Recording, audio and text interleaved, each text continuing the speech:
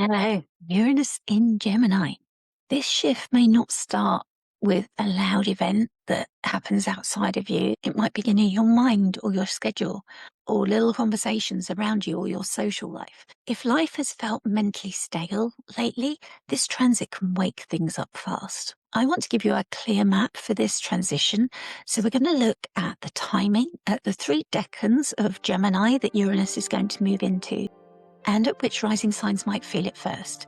I'm not going to be talking doom. There's plenty of that about the significations of Uranus in Gemini, but it's just about what we might expect as Uranus disrupts this area of Gemini, about our thoughts, our language, and our attention, and how this long transition happens for us. So stay curious.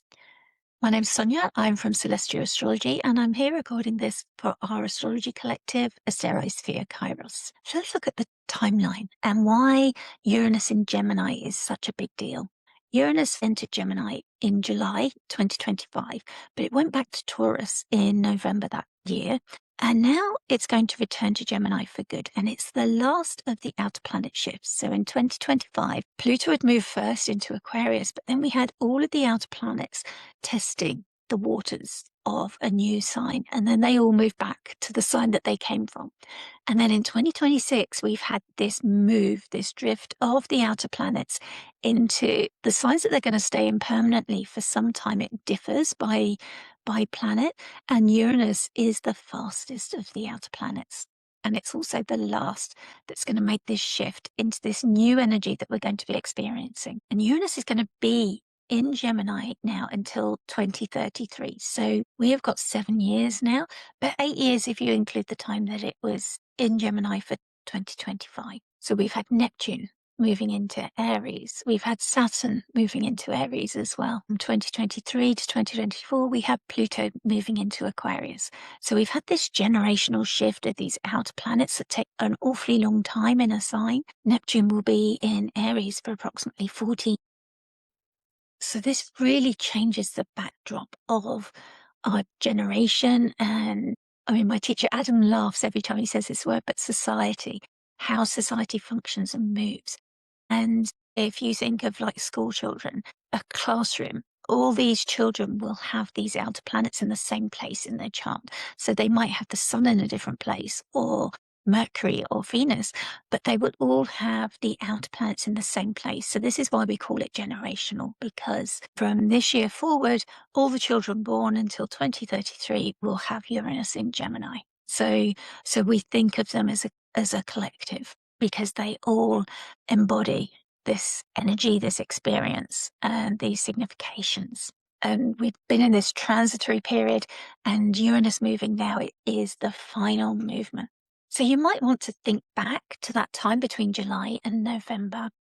And if you know the Gemini area of your chart, what changed and shifted for you then? Because the first ingress of a planet into a sign can be quite loud, specifically out in the world events. We might have seen specific events that we could correlate and say, oh yeah, that's Uranus in Gemini, all right.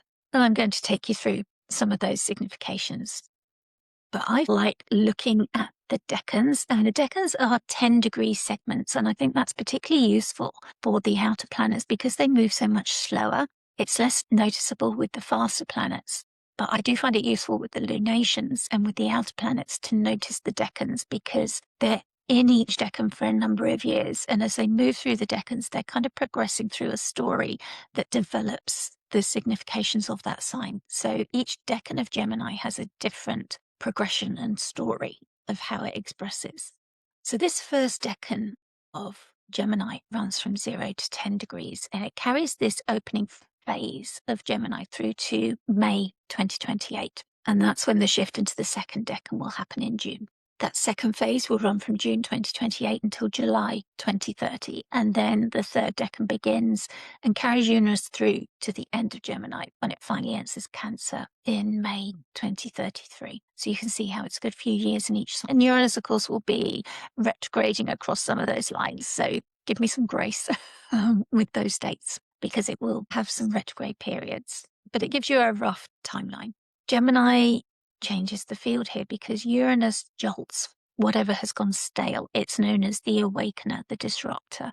Sometimes it's symbolized by a bolt of lightning because it's so sudden. It can be unexpected events.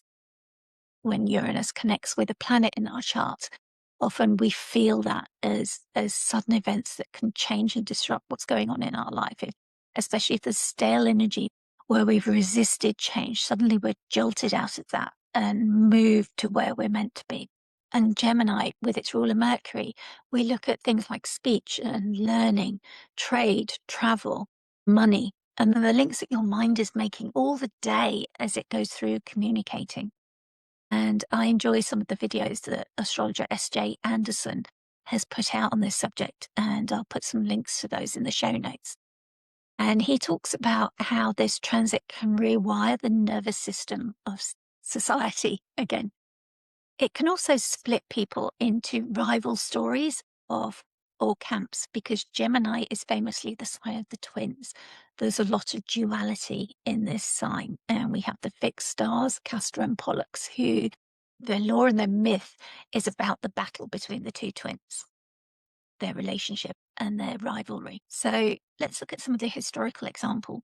And I have to give credit to the Astrology podcast and to S.J. Anderson for introducing me to these. And I recommend watching the videos that both of those have produced on this, because this is a very short summary of what they've both talked about. But the Gutenberg's printing press was introduced around 1440 and the King James Bible in 1611, when Uranus was in Gemini. And Uranus in Gemini doesn't just bring noise, it is looking at the tools that people are using to think with and to communicate with others. So you can see that with the printing press and the Bible. It made that difference. It brought that information to the people. It spread that information so much wider. And astrologers have been tracking that pattern for many, many years. And in what Chris Brennan described as a baller move, in 1931, astrologer Evangeline Adams ended the introduction to her book with a direct prediction that the United States would enter a major war in 1942 because Uranus was returning to Gemini. She actually died in 1932, so she never saw that prediction come true, but the timing really landed with World War II. So that was significant that she printed it. It was out there in her book. And of course, there wasn't social media for throwaway predictions now for people to point to, but it was significant that it was in print, and she'd nailed down the date and spoke to the transit as well. So people do link that transit of Uranus in Gemini with war, unfortunately, especially looking at the United States, and that's because of the astrocartography and the Sibley chart of the United States. And this matters because it reminds us that the transit has a record going back, that when we're looking forward, we tend to look back at the transits of the past. And it reminds us that Gemini in particular tends to show up through communication systems, technology, money channels, and the kind of choices that split one path from another. And as we move into the Decans now, we're not leaving the history behind, but we're bringing that bigger pattern of what's happening out in the world back down into our daily life. So let's look at the first Decan of Gemini from 0 to 10 degrees. That's from July 2025, and it's returning again into that first Decan from April 2026. And this first Decan has been called by Austin Coppock, who wrote 36 Faces, the apple of Eden. And again, that brings a choice, doesn't it? And we've got the rulers of these Decans as Jupiter and Mercury in the Chaldean and triplicity methods. So this is the opening jolt. Mercury is the messenger planet, speeding up messages, devices, errands, movement. Jupiter is expanding, concerned with justice and beneficence and wisdom, expanding whatever's catching your eye. So one small idea can become a whole new direction. This is also where the money story starts to matter. In a video that S.J. Anderson made with Cam White called The Delineation Conversation, they tie Gemini to exchange, trade and currency and the systems that people use to move value around. And S.J. Anderson makes a useful distinction here that Venus and Taurus describe value itself, the thing that feels solid, tangible, beautiful, owned and worth having, to admire, while Mercury and Gemini describe the exchange, the pricing, the movement, the deals that are made, and the trick of money changing form.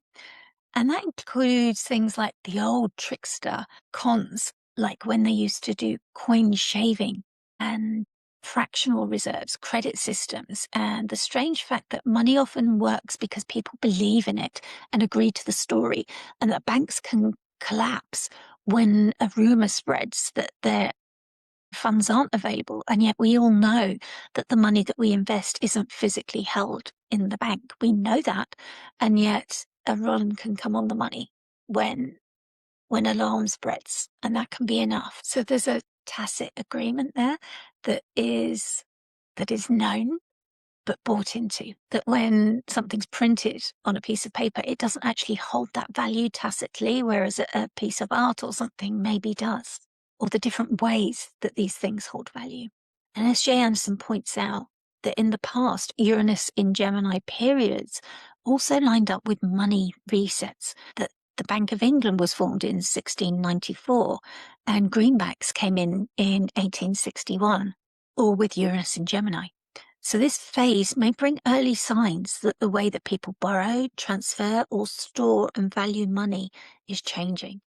Of course, there's the things that we know about, like crypto, but I would say that there's going to be things that we don't know about now, or maybe that were introduced in 2025 but haven't become mainstream yet, that we're going to see enter our world. And that's always something that we see with these outer planets, that they're just things that we can't imagine yet, or that we don't know of yet, and they come into our world. Like in the time before smartphones, I remember being told about these devices that could do everything, and you just, we had calculators that could do these things, but you couldn't imagine pictures on them, moving pictures, or being able to phone somebody through them. It seemed sci-fi. It just didn't seem possible until it was possible, until those things were tangible and real. There is also a collective pressure here. Chris Brennan, among many other astrologers, all note that July 2026 looks especially hot for the US chart and many others because Mars conjoins Uranus in Gemini, and for the US it's near the nation's solar return, echoing the natal Mars-Uranus in the US's Sibley chart. That doesn't mean panic, but it does mean it's a significant period worth watching for sharp turns, pivot point, a reset. And when the collective field gets louder, most people feel it first through pace, stress, decision fatigue, and the sense that the old plans no longer fit, that the old ways are dying, that they no longer make sense to us. They're no longer working and we need something different. And for us individually, this matters because Uranus in Gemini doesn't only change the headlines that we're seeing every day, it changes those small agreements that shape our daily life. It can rewire what you earn, how you earn it, what you sell, how you talk about your skills, for example. Those people with side hustles or a second stream of income, suddenly that might start asking for more of your attention, that duality again. Some people may reconsider updating their rates. Some will be needing to learn a new tool fast again. Think about those tools of communication. And some will realize that they've been underpricing their time because of an old story about their worth has been running in the background for years, and they've suddenly understood that that's no longer relevant, that they need to reframe that. Gemini is also ruling those contracts that you have with yourself as well as with others. It's those quiet promises that we make and those conversations we have with our inner voice about what we will tolerate, what you need to learn, what you know, what you will finish, and what kind of mental clutter that you keep feeding. Like, what stories do you listen to? What do you agree with? What do you buy into? In the same way that we buy into that story about money having value. So if this phase feels restless, it might be because your inner agreements are changing before the outer structure fully catches up. And if they're in misalignment, consider where that might be. Your rising sign will show where this is landing. So Gemini risings are going to feel it in their body and their identity. Virgo risings might feel it in their career. Sagittarius risings in relationships. And Pisces risings will feel it at home in their fourth house. Aries might feel it in the 3rd house, siblings or their local environment, and Taurus in the 2nd of their money and their resources. Cancer in the 12th house, it's going to be more subtle, and Leo in the 11th in their wider friendships groups and their networks. Libra in the 9th house, their relationships with establishments and higher learning. Scorpio in the 8th, and Capricorn in the 6th house, in the daily grind, the work that they do day in, day out. And Aquarius in the 5th, in their creative work, maybe in their children, or the way that they find joy and fun. And if you aren't sure about your birth time, you can also apply this to your sun sign as well, but it's stronger for your rising sign. So if I was to give you some practical advice, I would say maybe keep one running note, maybe on your phone, because Mercury does love our devices. Keep a running note for the ideas that are occurring to you. It's likely that Mercury is going to be coming through quite strongly. Keep track of your spending more closely than usual, because that could get out of hand. Pause before reacting to every notification, maybe even turn them off. I know that's radical, but I've done it, and trust me, it's quite freeing. I pick up my phone when I take a break. I have a tea break and I might catch up with my phone, but I don't have those notifications pinging at me all the time. Take a look at where your money leaks, those subscriptions that you're signed up to through convenience, the ones that are too difficult to extract yourself from. Where do you distract yourself just to waste time? Where are you maybe self-sabotaging with old habits, those old stories that you're telling yourself? Where are they not true? Look at the facts and maybe ask your friends to help you. What do they know about what isn't true for you and those old facts that you may be bought into? And notice whether you've got a small skill, an offer, or a side project that people are valuing. And maybe that needs more room now. If your nervous system has felt more scattered or on more high alert, what sources of noise are coming in? And could you maybe release one of those to give yourself a little bit more peace? And you could maybe do that before you add a tool that's going to be more constructive for you. So this phase is going to reward that curiosity. This is what Mercury wants, is playful curiosity. If we think about leaning into that playful curiosity and duality, that's going to help us. But it works best where our attention has somewhere real to land, somewhere that's going to help you move forward, and not endless rabbit holes that are going to distract you away from the things that you want to achieve. So then we move into the 2nd decan of Gemini, which is from 10 to 20 degrees, and Uranus will be there from June 2028 to May 2031, approximately. So this tone changes now. This part of Gemini is known as the hermaphrodite, and the rulers are Mars and Venus. So after this rush of the first phase, this is where there's more sorting carrying on. There's more classifying and categorizing. And the question is no longer just about what interests you, but what actually belongs together and what deserves your care.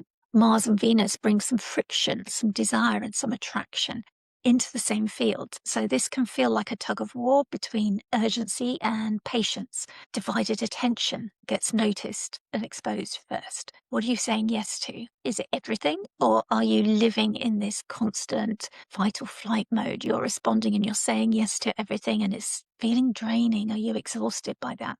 And the better use of this energy is to find some stewardship, to protect what you've already grown, and to notice what new shiny things are needing your attention and giving some time and attention to that, but while you're still nurturing what you're growing. Looking at the practical things that you can do now, cut down all the inputs coming in. Can you answer fewer things right away? What is actually urgent for you? And can you notice what conversations leave you clearer rather than scattered? Maybe make time for those conversations that are really helping you and bringing you clarity. And this phase is asking you to choose. What do you want to keep feeding? What are you going to nurture? Finally, we move to the 3rd decan of Gemini, from 20 degrees to the end of Gemini. And that's from July 2030 until Uranus ends its transit through Gemini and goes towards Cancer in May 2033. Now, this final stretch of the journey, Austin Coppock has called it the executioner's sword, which is very dramatic. And this name fits because this part of Gemini is going to cut away what is no longer working. This decan is ruled by the Sun and Saturn. So the tone shifts from this playful experimentation. It's getting serious now. Saturn is a very heavy, serious planet, and the Sun is life-giving. There's illumination, there's clarity, there's knowledge, but there's also a falling away. There's decay as well as those things that you no longer want. The tone is shifting from this experimentation into clarity, consequence, and structure. So now this transit stops asking you what could happen, showing you all these possibilities, and starts showing you the choices that you've made and what they can build and what they are building. You're no longer exploring every option, but you're deciding now what's going to stay from everything that Uranus has brought in. So by the time Uranus reaches this part of Gemini, you've tested so many parts. You know now what's going to hold up, what's true for you, what aligns with you. Your voice may sound steadier. Your routines may start to feel cleaner, and your mental noise hopefully will be dropping. And that brings a harder kind of freedom, maybe mutable risings. That's Gemini, Virgo, Sagittarius, and Pisces will likely feel this pressure most strongly.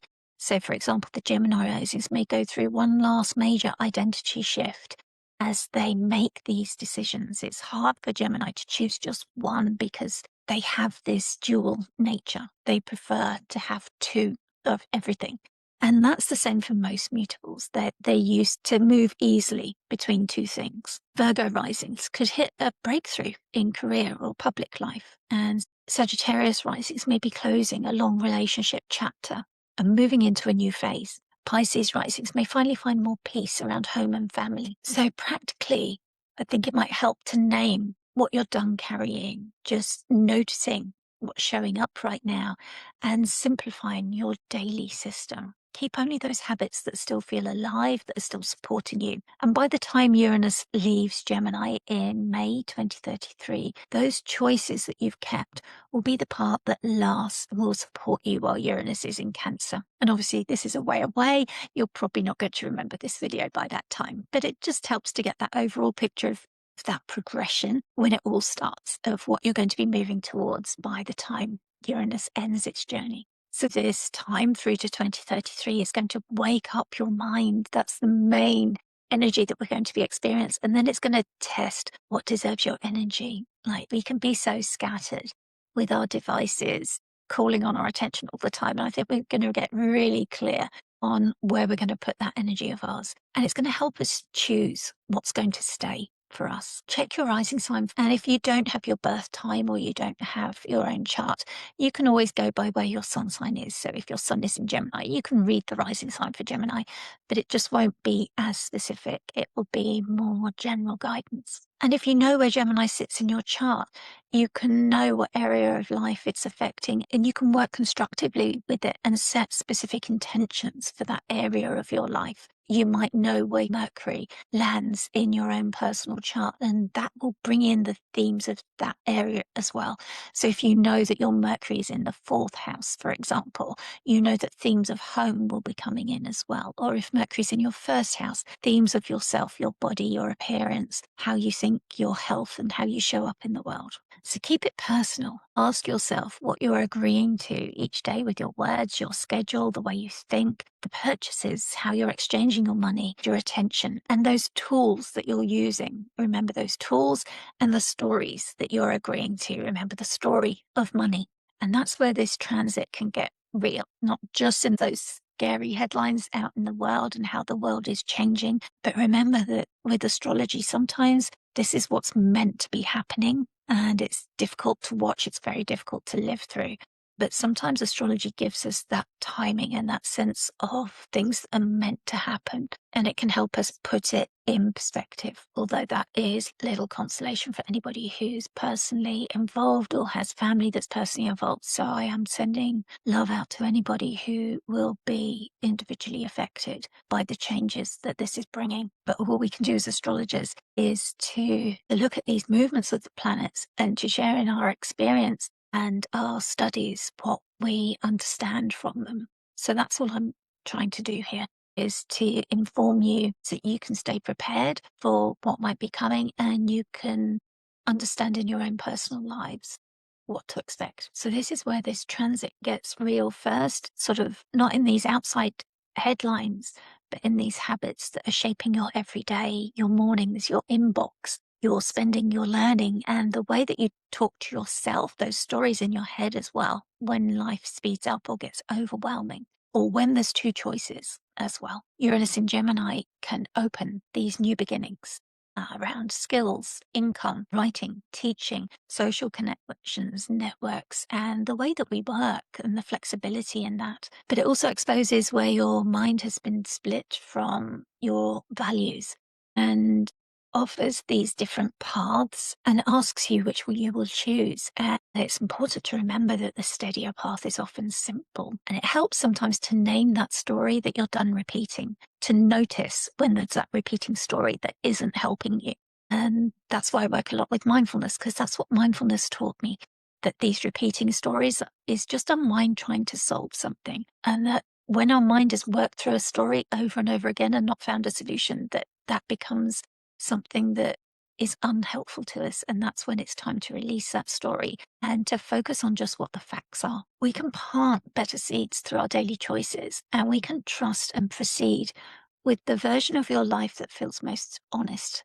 So we can do this with intention. And when these planets are in the sign of the mind, this is the time when we pay most attention, and this is the time when things are working to distract us. So that is my main message, is maybe mindfulness is the thing that helps you. Maybe it's breath work, maybe it's journaling. It doesn't really matter as long as it's something that works for you, that helps you understand those processes that are happening in your mind, the devices, the distractions being brought around you, and to help you get yourself back on that path of where you are going personally. So I wish you a lot of luck with that, and travel well, friends.